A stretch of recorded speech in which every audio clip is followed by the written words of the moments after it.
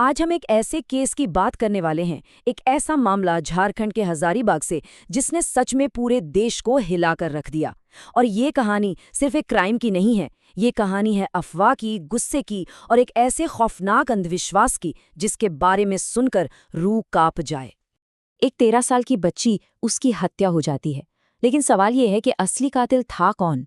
चलिए आज इसी रहस्य से पर्दा उठाते हैं, क्योंकि मामला जितना सीधा दिख रहा था ना, यकीन मानिए उतना था नहीं। और जो सच सामने आया, ओह, उसकी तो किसी ने दूर दूर तक कल्पना भी नहीं की थी। तो चलिए इस पूरे मामले को एकदम शुरू से समझते हैं। कहानी की शुरुआत होती है बिशनगढ़ के कुसुम्भा गांव से।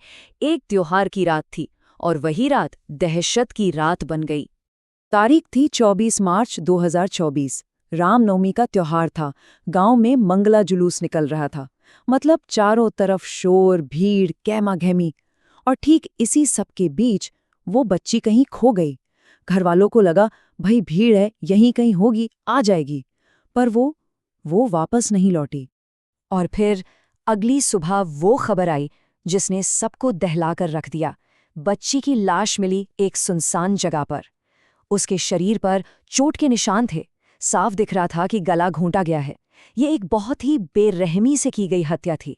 और बस यहीं से लोगों के दिमाग में एक कहानी बननी शुरू हो गई, एक बहुत ही भयानक कहानी। जैसे ही बच्चे की मौत की खबर फैली, उसके साथ ही एक अफवाह, और वो भी कोई ऐसी वैसी अफवाह नहीं, बल्कि जंगल की आग की तरह फैली, जिसने पूरे के पूरे माहौल को ही बदल कर रख दिया। और फिर इस आग में घी डालने का काम किया राजनीतिक बयानबाजी ने। जब ऐसे बयान सामने आने लगे तो लोगों का गुस्सा और भी ज्यादा भड़क गया और सारा का सारा प्रेशर, सारा दबाव सीधा पुलिस पर आ गया। देखिए, लोगों ने पूरी तरह से मान लिया था कि ये गैंगरेप और मर्डर का केस है। बस फिर क्या था, सड़कों पर लोग उतर आए, प्रदर्शन होने लगे, मशाल जुलूस निकले, यहाँ तक कि हजारीबाग बंद का भी ऐलान हो गया। अब पुलिस पर दबाव इतना ज्यादा था कि डीजीपी को फौरन एक स्पेशल इन्वेस्टिगेशन टीम यानी कि एसआईटी बनानी पड़ी।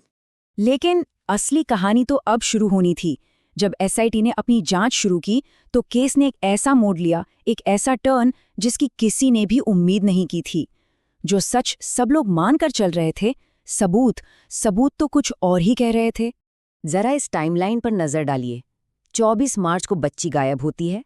25 मार्च से 1 अप्रैल तक, लगभग एक हफ्ते तक पूरा शहर गुस्से में है, प्रदर्शन हो रहे हैं। और फिर 2 और 3 अप्रैल को एसआईटी की जांच में कुछ ऐसी गिरफ्तारियां होती हैं जो पूरे केस को 180 डिग्री घुमा देती हैं। कुछ ही दिनों में सब कुछ पलट गया। और ये था जांच का सबसे पहला और सबसे बड़ा झटका। फोरेंसिक और पोस्टमार्टम रिपोर्ट आ गई और रिपोर्ट में साफ साफ लिखा था कि यौन उत्पीड़न या सेक्सुअल असॉल्ट नहीं हुआ था। मतलब जो गैंगरेप वाली थ्योरी थी जिस पर इतना बवाल हुआ, वो पूरी तरह से गलत थी। तो सवाल ये था कि अगर गैंगरेप नहीं हुआ तो फिर हत्या क्यों हुई, वजह क्या थी? और यहीं पर इस केस का सबसे डरावना, सबसे खौफनाक सच सामने आया। देखिए, 2 कहानियां चल रही थीं।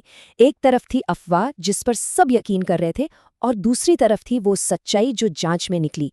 अफवाह थी कि ये गैंगरेप और मर्डर है। सच्चाई निकली नरबली यानी इंसानी बलि। अफवाह थी कि सस्पेक्ट बाहर के लोग हैं। सच्चाई निकली बच्ची की अपनी माँ और एक तांत्रिक। सोचकर देखिए। तो अब सबसे बड़ा सवाल यही था कि आखिर ये नरबली क्यों? इसके पीछे की वजह क्या हो सकती है? चलिए अब इस पूरी खौफनाक साजिश के पीछे के सच को समझते हैं। तो ये नरबली होती क्या है? इसका सीधा सा मतलब है ह्यूमन सैक्रिफाइस।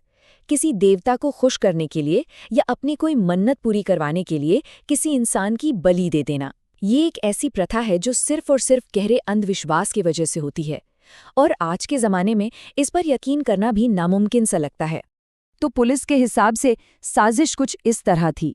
वजह थी बच्ची का भाई, जो काफ़ी वक्त से बीमार चल रहा था, इलाज से फ़ायदा नहीं हो रहा था। तो माँ एक तांत्रिक महिला शांति देवी के पास गई, और उस तांत्रिक ने माँ के दिमाग में ये बात डाल दी कि अगर वो अपनी बेटी की बलि दे देगी तो उसका बेटा एकदम ठीक हो जाएगा। और बस इसी अंधविश्वास में पड़कर एक माँ ने अपनी ही बेटी की हत्या की पूरी साजिश रच डाली। तो इस मामले में कुल 3 लोगों की गिरफ्तारी हुई। बच्ची की माँ रेशमी देवी, वो तांत्रिक शांति देवी, और उनका एक साथी भीमराम।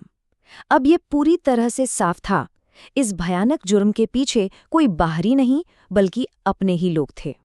अब जब ये सच्चाई सामने आई तो मामला और भी ज्यादा संगीन हो गया। अब बात सिर्फ एक मर्डर की नहीं रह गई थी, बात हो रही थी हमारे समाज में आज भी कितनी गहराई तक फैले अंधविश्वास की। मामले की गंभीरता का अंदाजा आप इसी बात से लगा सकते हैं कि झारखंड हाईकोर्ट ने खुद इस केस पर संज्ञान लिया, जिसे सुओ मोटो कहते हैं, मतलब बिना किसी की याचिका के। और कोर्ट ने इसे निर्भया जैसी दरिंदगी कहा। डीजीपी से रिपोर्ट मांगी गई। और तो और नेशनल कमीशन फॉर विमेन ने भी जांच के लिए अपनी एक कमेटी बना दी। ये दिखाता है कि ये घटना कितनी ज्यादा झकझोर देने वाली थी। सिर्फ 3 लोग गिरफ्तार हुए, लेकिन ये 3 गिरफ्तारियां एक बहुत बहुत बड़ा सवाल खड़ा करती हैं। हम 21वीं सदी में हैं, टेक्नोलॉजी की बात करते हैं, और दूसरी तरफ उसी समाज में एक माँ अपने बेटे की जान बचाने के लिए अपनी बेटी की बलि चढ़ा देती है। और यही वो सवाल है जो आज हम सबके सामने एक बड़ी चुनौती की तरह खड़ा है।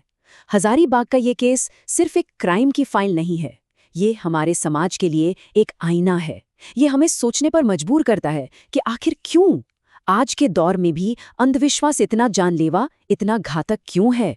इसकी जड़ें इतनी गहरी क्यों हैं कि वो किसी की जान ले सकती हैं?